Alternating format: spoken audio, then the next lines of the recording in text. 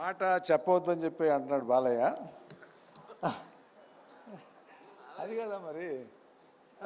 బాలయ్య చిన్నప్పుడు 10 సంవత్సరాలు వయసప్పుడు నేను చూసినటువంటి సందర్భం 10 సంవత్సరాల క్రిందట ఒకసారి గుర్తుకు తెచ్చుకుంటే అప్పుడు నిక్కర్లు వేసుకుని ఉండేవారు.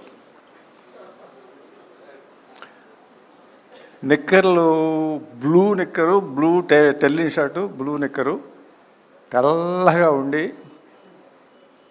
మంచి తొడలు అవి రౌండ్గా ఉండి చాలా చక్కగా ఉండేవాడు.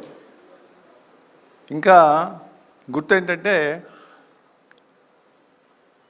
మాకు మా సిస్టరు వివాహం ముందు అయిపోయింది. అప్పటి నుంచి నేను ఆ ఇంట్లో వస్తూ పోతూ ఉన్నటువంటి సందర్భం. తర్వాత 79లో మా వివాహం అయింది. తను 10 సంవత్సరాల అప్పుడు నేను చూసినటువంటి బాలయ్య ఒక ఆయా ఉండేవారు. ఆయా పేరేంటి బాల నాకు తెలీదు.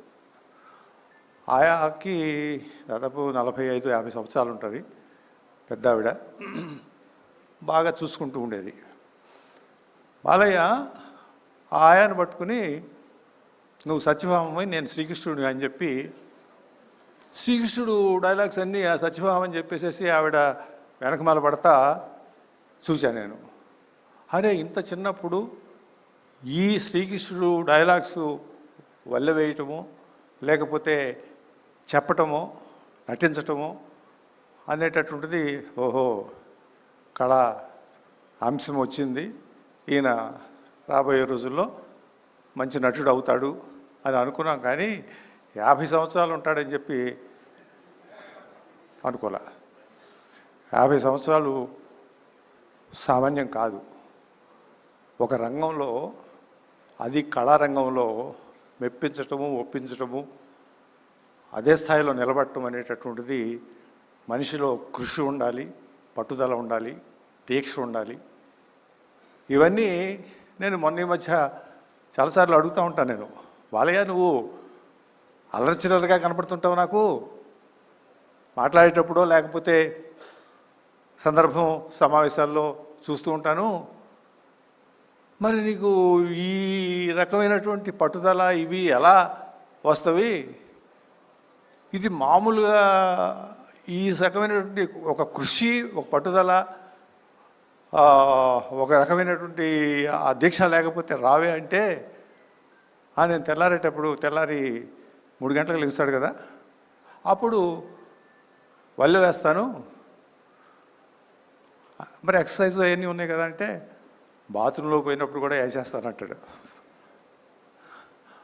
అది ఆ తర్వాత మరి ఇవన్నీ రాసుకుని ఎవరు చెప్తారు మీకు అని అంటే ఆ సంస్కృత శ్లోకాలు లేకపోతే ఆ సంభాషణలో అవేనంటే నాకు రాసి ఇస్తారు కదా, అవి నేను ఖాళీ ఉన్నప్పుడల్లా కూడా నేను మళ్ళీ వల్లె వేసుకుంటాను. ఈ వల్లె వేసుకోవటం అనేటటువంటిది 50 సంవత్సరాలు చేయటం అనేటటువంటిది చాలా గొప్ప విషయంగా నేను నాకున్నటువంటి అనుభవంతో నేను ఒక జీవితం చూశాను. కాబట్టి తప్పకుండా ఒక కృషి అనేటటువంటిది, ఒక పట్టుదల అనేటటువంటిది, ఒక దీక్ష అనేటటువంటిది లేకపోతే ఇది సాధ్యం కాదు. చాలామంది చెప్తారు కదా సినిమాల గురించి, ఏది నరసింహనాయుడు లేకపోతే ఈ మధ్య వచ్చినటువంటి అఖండ, మిగతావి లెజెండో ఏదో చెప్తూ ఉంటారు. నాకు నచ్చినటువంటి చిత్రం గౌతమిపుత్ర శాతకర్ణ.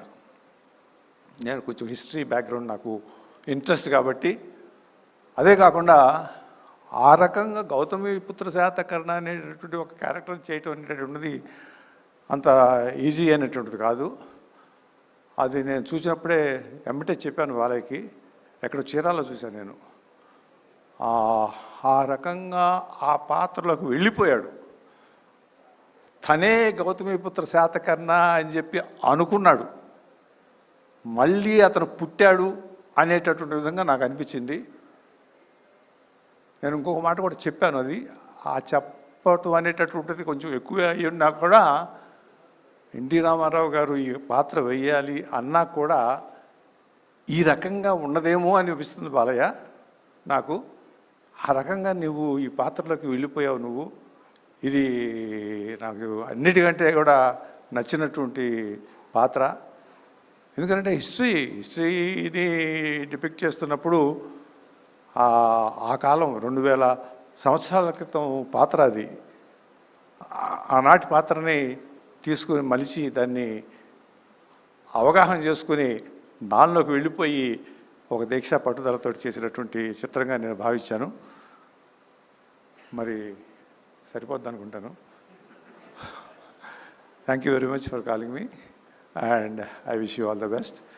అండ్ నెక్స్ట్ జనరేషన్కి ఛాన్స్ ఇవ్వండి. మనం 50 సంవత్సరాలు అయిపోయింది. అది లొకేషన్ చదువుతున్నట్టే అర్థం. ఆయన కూడా అదే ఉద్దేశం, నెక్స్ట్ జనరేషన్కి ఛాన్స్ కావాలని చెప్పి అడుగుతూ ఉంటారు. కాబట్టి let us wish the next generation to move forward and then take the reins. Thank you very much. Thank you, sir. Thank you very much.